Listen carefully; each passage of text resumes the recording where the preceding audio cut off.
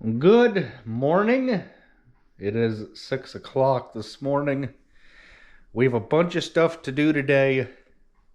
Got a lot of hay to ted, rake, maybe even bale part of a field.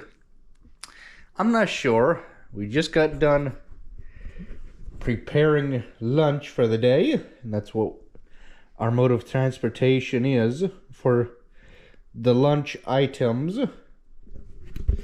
So, we'll see you guys at the farm.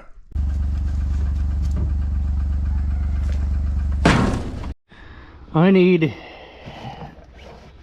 a tube or two of grease. I don't remember if I filled my grease gun. But, ooh, do I need some rags? Yeah. Because usually when I grease stuff, I make a mess. Okay? I don't know about anybody else, but that's how it is when I grease stuff. Making a mess is unavoidable.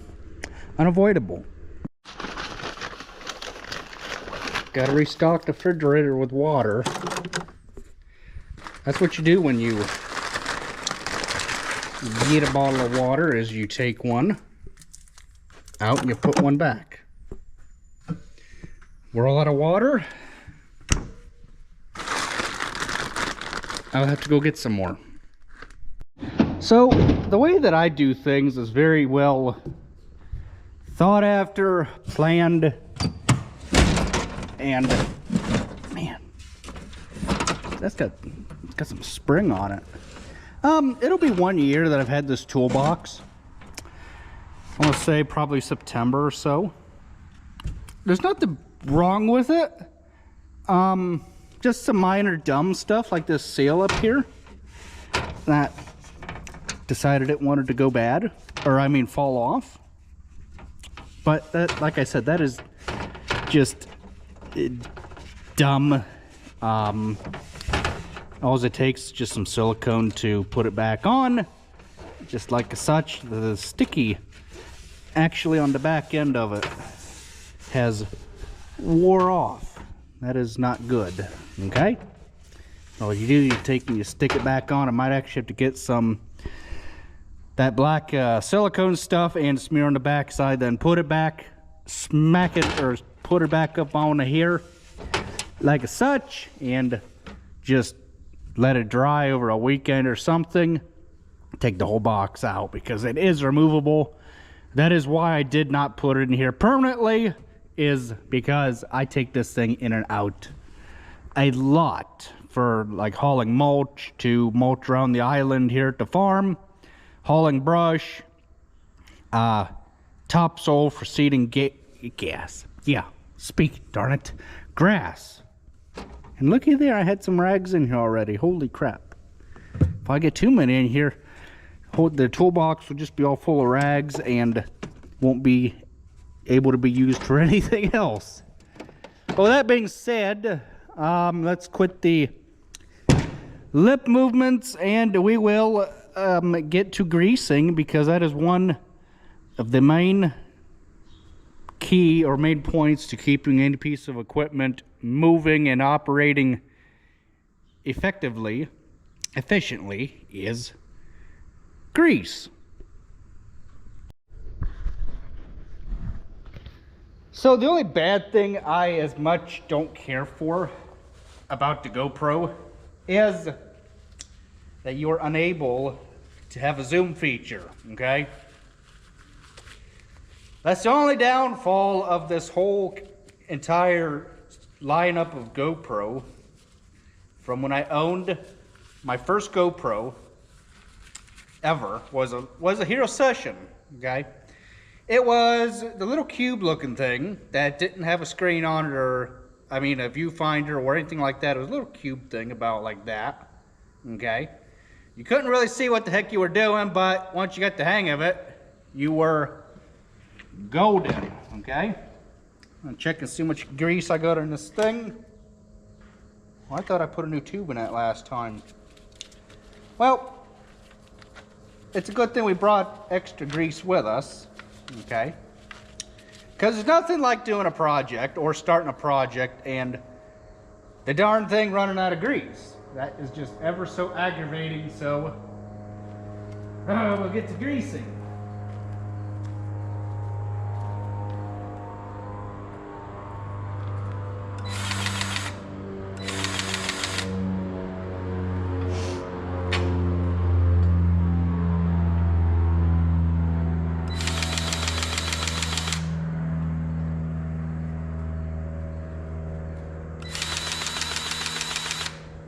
Did a wad of grease just fall on my head? Hello? I swear, if it freaking did. God, we're gonna have problems. Freaking grease.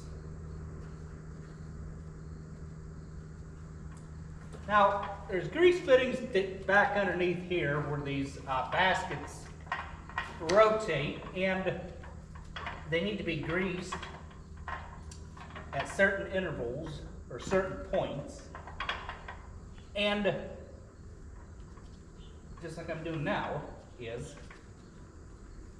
get ready to grease them. I actually need a rag, and it's a good thing to have rags with you when you are greasing equipment, so that way you can wipe the fittings off, wipe your grease gun ends off, or anything like that.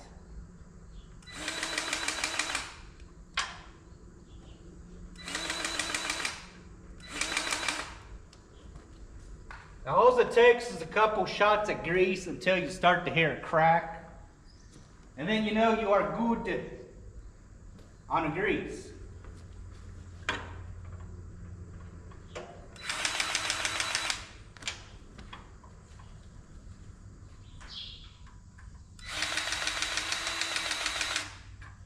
There's nothing worse than not having too much grease in your equipment.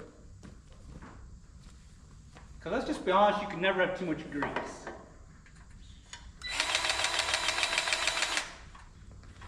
I don't care what anybody says. It is how it is.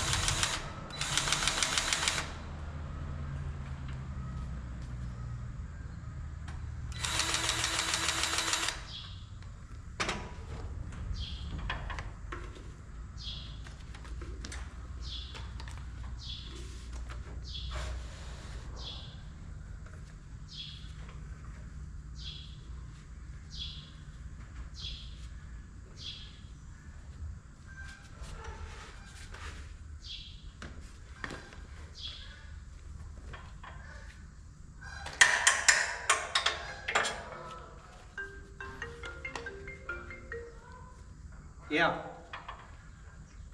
Putting grease in his tedder. Yeah.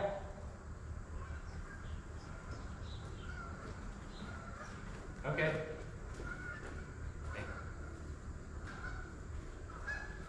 So I'd just taken the shaft off so I could grease it. He wants it brought over to the shop so that way we can reset the height. So I'll put the shaft back on when it gets over.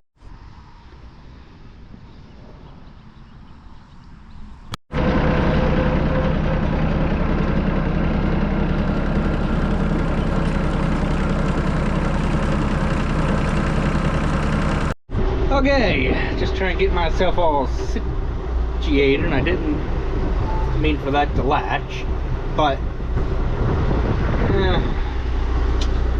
trying to get myself all situated here, like I said, so that way we can go tear the hay.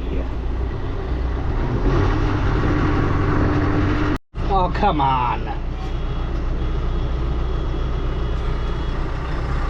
Gosh darn ducks in the road. Oh my gosh, you darn ducks. Come on here. Darn things.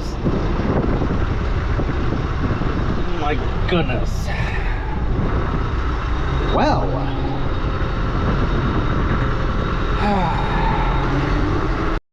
So anybody that owns a 6,000, 7,000, 8,000, 9,000 series tractor, EM or R series, how in the hell do you frickin' turn these daggone vents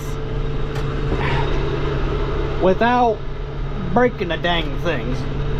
Because yes, you can fight with them to get them to turn, but good grief, you shouldn't have to friggin' fight the dang things to get them to turn. Just like, you know, these two here by the radio. I mean, yeah, that one turns okay, but then, you know, there's that guy there that you might as well just say forget it. That is as stiff as a pig's butt. But you know what, good grief, I am not pushing on that thing to get it to turn. But these back here, oh yeah, they are nice, and they're nice and free. Okay, it's just, you know, them 2, 3 that are a pain in the butt. But you just got to make do with it. What in the world?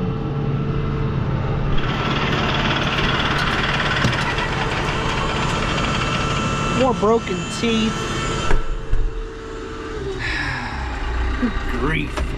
Did you guys just not watch me fix 2 of them last night? Oh my gosh. Seriously, what?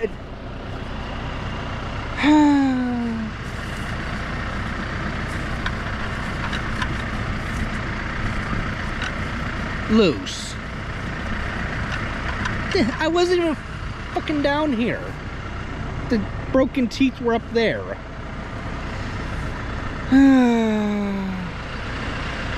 Good grief. Do I got anything in this toolbox I can tighten that dang thing up with? Oh my gosh.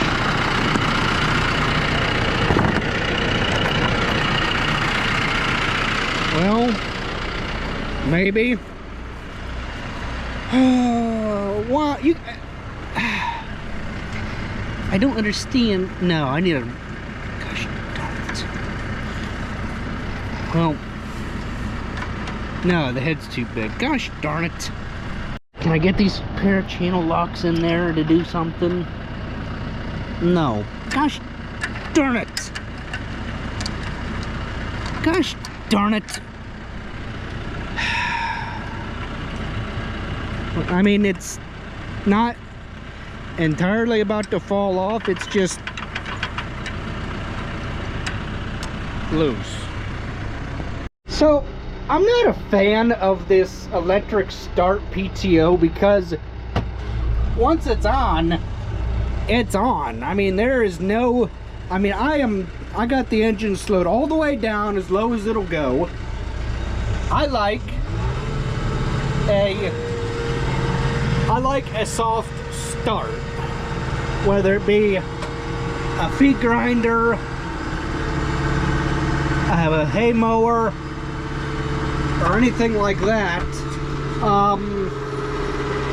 I don't like when they start hard, just like the hay tedder, okay, or the batwing mower, or the idiot brick maker, the round baler.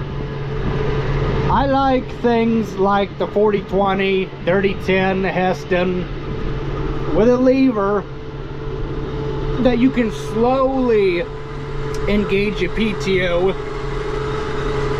instead of pulling a switch or a button and risking bending a universal joint because you let electrics take over the operation of a PTO rather than a mechanical lever.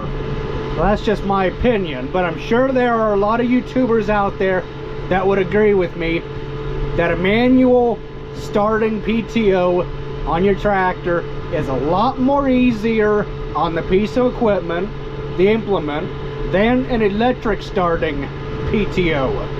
Just gotta finish a little triangle there, a little slobber, and then we'll be done. Only took 3 hours, but you know what?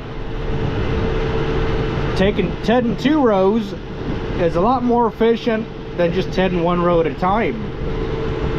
If you have a 1 basket tedder, then and that's all you got to use, then use it. But in this case, we got a big 4 basket tedder, so we're going to make do with it, and we have. Don't let me forget too, I got broken teeth to tighten up, or not broken teeth, loose teeth to tighten up. Look at them nicely raked windrows.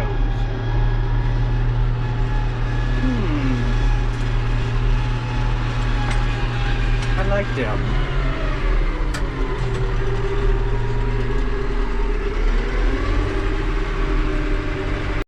We're gonna get ready to round bale here in a little bit. Got done raking hay. I got done tedding about 2 o'clock, or just a skosh after. Gonna go and hook the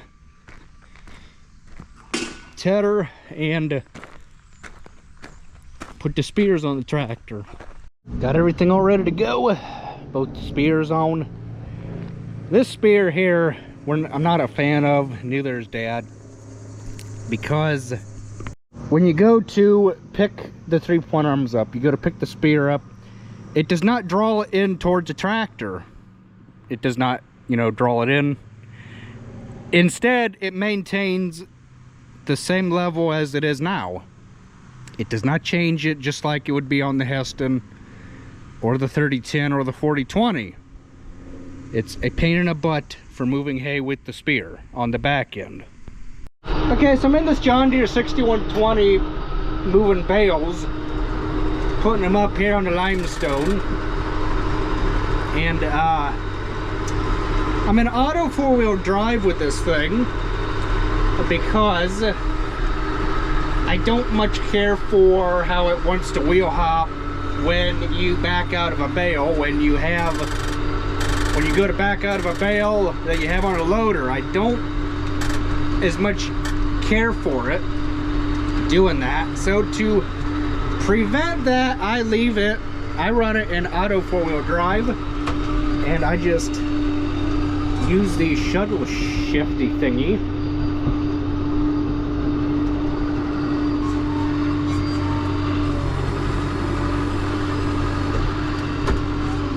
to run my forward and reverse.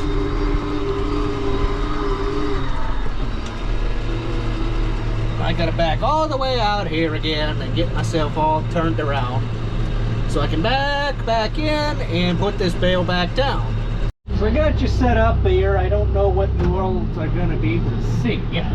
I need to try and get this big of a tractor in here so that I can get a bale of hay. I got the hay in here with this tractor. I should be able to get it out. There's no should in farming. It's either you're gonna get it out or you're not. That's just how it is.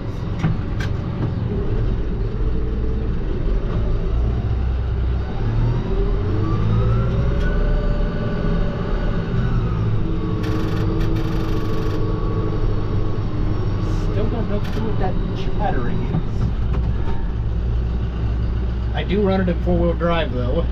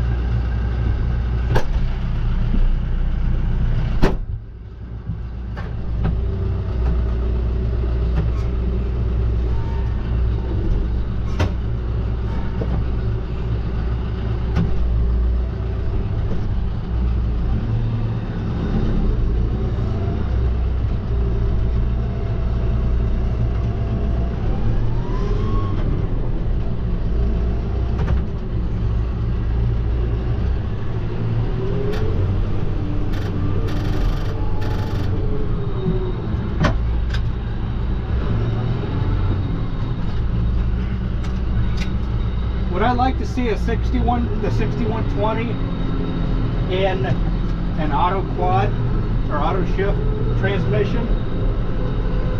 Yeah, I would, because I got a feeling that the clutch pedal is going to go anytime on this tractor, and we're going to be a sitting duck. This is how I feel. Okay.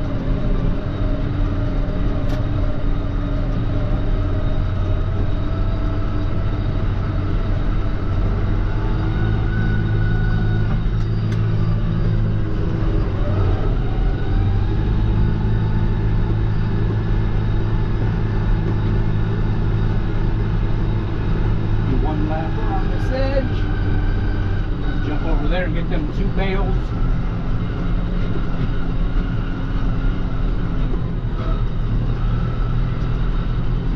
Push the button on the side of the shifter. I don't know if you guys can see that or not. I don't have time to look at the camera, see what you guys are seeing.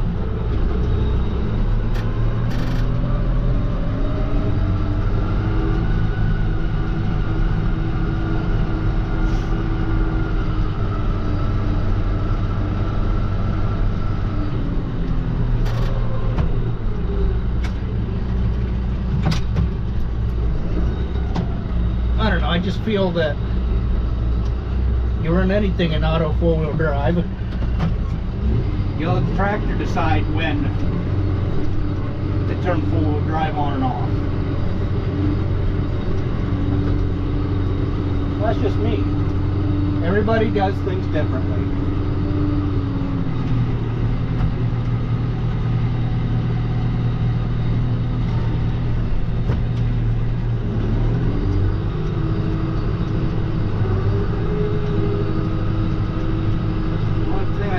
Care for is how, like I said, you got to use the clutch in between gear ranges.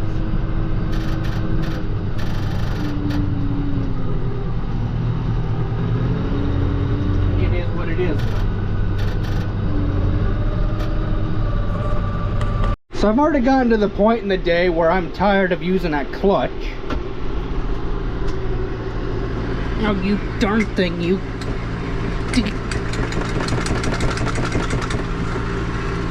Good grief, you really freaking have to use the dirt. Sometimes I can just, you know, sometimes I can just slide it in just using the shuttle shifty.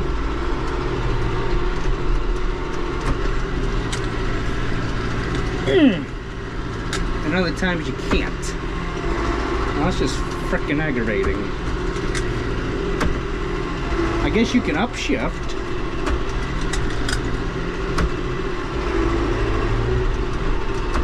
But you just can't downshift.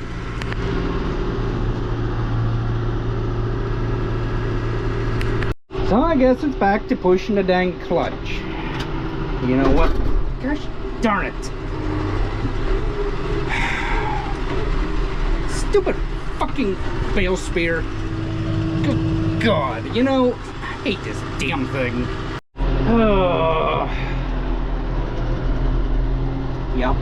There it is. Starting to slide off the dang thing. Nothing I can do about it.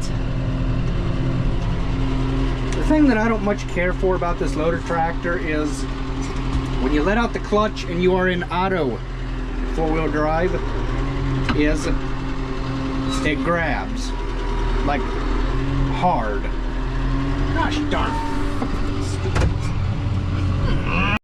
So the reason why I run it in auto 4-wheel drive is because, maybe I'm doing this completely wrong, is when you have a bale on the back and you go to take the bale off at the front, when you go to back up, even though the rear tires are loaded on this thing, it still wants to spin, okay? The only way that I can get rid of that is to put it in auto 4-wheel drive, okay? But with auto four-wheel drive, it likes to spin, or that's where the transmission clunks. So I turned the four-wheel drive off. Well, it won't do it now. There, it did it. Okay. So you turn the four-wheel drive on auto, and it don't do it. Yeah.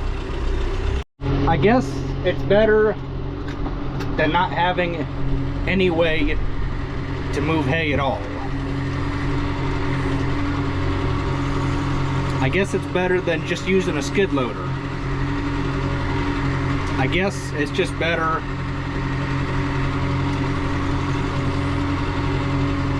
I don't know. It's just better than how we done it before, was with the tractor or the backhoe. There's anybody out there that knows of a bale spear that is of any value rather than this darn thing? I mean, yeah, it's good if you are on flat ground whatsoever. The minute you start to go up a grade, like up a rough driveway or something like that, or in a field, you've lost your bale. There's no more adjustment we can do to it. It just need to come up with something different. You guys see what I mean? God dang it. Freaking aggravating, stupid.